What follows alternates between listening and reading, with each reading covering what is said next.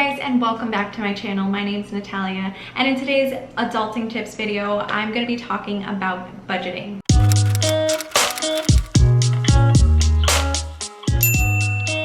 So I feel like budgeting is the #1 thing that you have to learn when you first start to live your adult life, and you know, everything is coming at you and you're like, hey, this is kind of fun, but at the same time it's not, because I have to start paying for everything, and it also kind of sucks. So I'm going to be teaching you some methods that really helped me out and that I've been using ever since I moved out, and even a little bit before that, to kind of help me save some money to get started to be able to move out. So I really hope that you guys get some great tips from this video and you guys can create a great budget for yourself so it can make your life just a little bit easier, because I know adulting life is really hard, and however you can make it easier, the better. So let's jump into this video, but before we do, I just want to say, if you guys are new to the channel, welcome. If you guys like these sorts of videos, I do marketing tips, adulting tips, and lifestyle vlogs. So if you like that sort of content, go ahead and subscribe, hit the like button, and leave a comment below. I respond to all my comments, so in case you guys have any questions or anything, I love chatting with you guys, so I'll definitely respond. So let's jump into this video and get started. Okay, so jumping into this budget list, let's talk about expenses.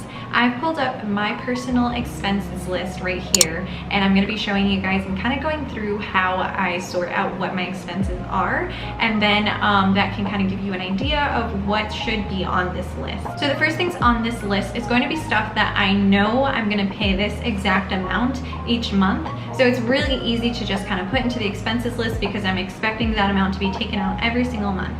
So as you can see, there's two columns right here. There's budget and then there's new budget. So the reason why is because when I first created this list, it was, I think, prior to moving out. So I was kind of guesstimating what I was going to be paying. And then I updated it as I started to recognize how much things were costing me once I did move out. The new budgets list I recently updated, so this is going to be a more accurate representation of what I spend money on and how much everything costs.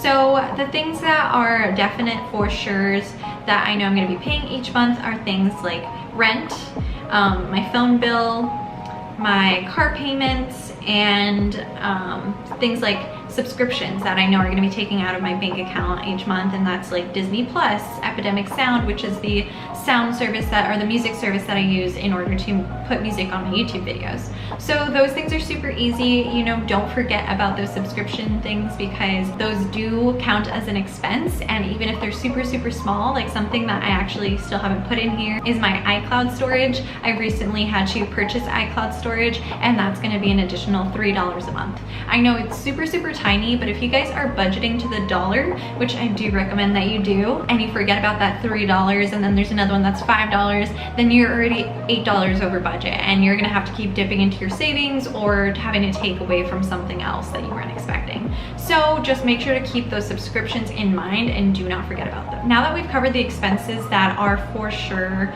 the same price every single month, let's go into those things that's kind of harder to gauge, but you still want to set a budget to. So things like that are going to be water, sewage, and pest. I know that may fluctuate a little bit depending where you live. For us, it only fluctuates like a few cents every month, so I still keep it pretty much at the same. I actually lump this into rent because it's almost identical each month. So I put it into my rent right there. I lumped it in, but if you guys want to break that out, see, prior I had it $22 and that was $5.20, then you guys can do that, you know, whatever works for you in that sense. And then FPL, which is our electricity company in the area, is a little bit harder to figure out how much energy you're using every single month, but if you know your ballpark around $40 to $35, you can do that. Ours has been pretty consistent each month, and I've ended up having to pay $40 of my share to FPL each month, so that's Austin another 40, so in total about 80 bucks. And I know that it's going to be around that much. I like to overestimate just by a couple of dollars, so that in case it does go over what I was expecting, it's better to be over than under, and then I have a couple more dollars if it ends up not being that much. So that's really nice.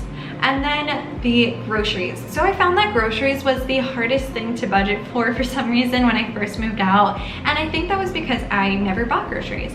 Yeah, I went to the grocery store every single time my mom went to the grocery store, but you know, as a kid, you don't pay attention to prices. You're just kind of like, why is my mom searching for these coupons? You don't think about coupons, you don't think about which are the best stores to go shop at. So now that you have to actually think about those things because you're the one paying for them, it gets a lot harder. So something that I found that I had to do when I was making my budget for groceries is, one, be extremely realistic. Am I gonna actually spend this much at the grocery store? And usually I overspend at the grocery store until I started being realistic. So when I first moved out, I started just kind of familiarizing myself with, okay, this trip I spent $100, my next trip I spent $120, and I do my trips every time I get paid. So that's something that really helped me, is that if I set an amount, which is now about $95 or every 2 weeks, then I know that I can only spend $95 this trip.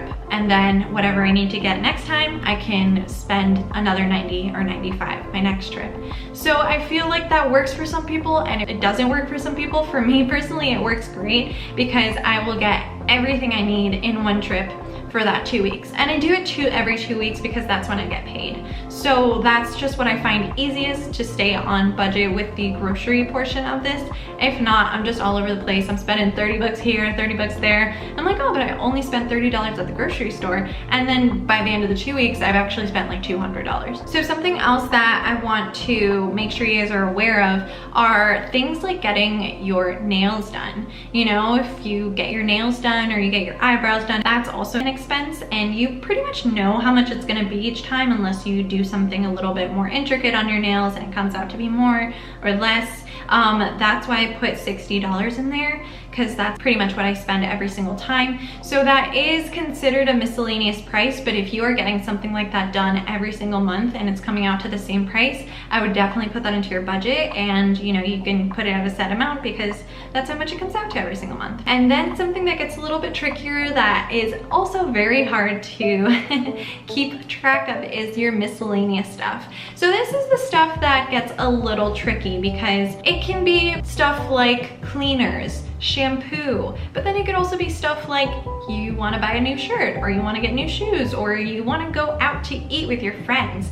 I put that stuff into miscellaneous. So it's kind of difficult because some of the stuff are like necessities. If you need shampoo, you're not gonna wait until 2 weeks, you're just gonna have to buy it. That's where it does become a little bit tricky, but then there's also, if you wanna go eat lunch with your friends, that's gonna come out of that miscellaneous, so you have to keep that in mind. If you have an emergency, you wanna make sure that you didn't just go out 5 times with your friends that week to eat lunch and you have no money for bathroom cleaner and shampoo and body wash and stuff like that. So I find that it helps me just because I have a set amount and I know that's how much I can spend on all these miscellaneous things per month. And once again, I get paid every 2 weeks, so I break that out into half increments every time I get paid. It's not really $311 that I have each paycheck. I have about $150, $160 each time. Budgeting can be very strict, and you have to, you know, be prepared for that and know that you really can't step out of line if you want this to work. Which brings me to my next point. You want to save money. I'm pretty sure you guys are looking to budget, not just so you could get all your expenses organized, but you want to start saving money. That's the reason why most people start budgeting. If you guys saw on my budget, I had savings on there, and I believe this time my savings I upped it to $800. So it's really just how whatever is doable for you, and you know that you're not going to be struggling. Like, you don't want to put 50% of your whole paycheck into savings and then you're like struggling to buy food. It doesn't make any sense. So I put an amount that I think is tangible for me per month. You can break it out however you want. You don't have to do 400 one paycheck and another 400 another paycheck. For me, that just doesn't work out because all my expenses just happen to be at the end of the month. So I know one paycheck is entirely gonna go to my expenses and another paycheck is gonna go pretty much all to my savings. So however you guys wanna break that up, I know it can be really difficult to just see that money go and be like, ah, I could have bought so much more clothes with that money. But at the same time, you are gonna feel so good when there's an emergency or you really wanna save up for something. I know for the longest time, I used my savings to buy my MacBook Pro, and it really paid off in the end, and I absolutely love it. So it also helps if you guys have a goal and you know that you're not just sort of like saving for a rainy day. For me, I knew MacBook Pros, and especially the one that I wanted, was $2,000, and I saved for a long time for that because at the time that I was saving, I had a part-time job working at a chocolate store. And I mean, it paid well because it was within a Whole Foods, but at the same time, I could not put as much money in as I'm putting in now. So you just have to do what's realistic for you and what you think you're gonna benefit the most out of. And like I said, it's so helpful if you have a goal. Even if you don't have a goal of like an object, even if you have like a monetary goal, like let's say $5,000 in your savings account, that's awesome. Make sure to set goals for your savings because that really drives you to not wanna dip into your savings every time you want a new shirt or something like that. And my next tip for saving is you should pay yourself immediately when you get paid. So once that direct deposit hits your bank account or you get a check from your work, you're already gonna have this budget set in place, so you know how much you wanna put into your savings. So before you can even think about spending money on food, make sure to pay yourself. Make sure to transfer that money from your checking to your savings and pretend it doesn't even exist. That's what's helped me the most. I don't even look at my savings unless I need to get from it for something. But for the most part, I never look at my savings because I don't want to pretend it doesn't exist, so I'm not tempted to withdraw anything or transfer into my checking. That's super, super helpful. So yeah, that's really all there is to it. As long as you're strict with your budget and you are realistic, I feel like those are the two most important things to keep in mind when you are doing this, is just follow those two steps and the rest will just happen automatically. I mean, this is how I was able to save enough money to move out and then just have everything that I have, how I was able to buy my own car. It's just helped me in so many aspects, and I hope it helps you guys too. So if you guys have any questions or any tips on how you guys budget, I would love to know how you guys do it. If there's anything that you would change, please feel free to leave a comment down below. There are no wrong ways of budgeting as long as you're trying. So I hope you guys like this video, and don't forget to like and subscribe, and I will see you guys next week. Bye guys.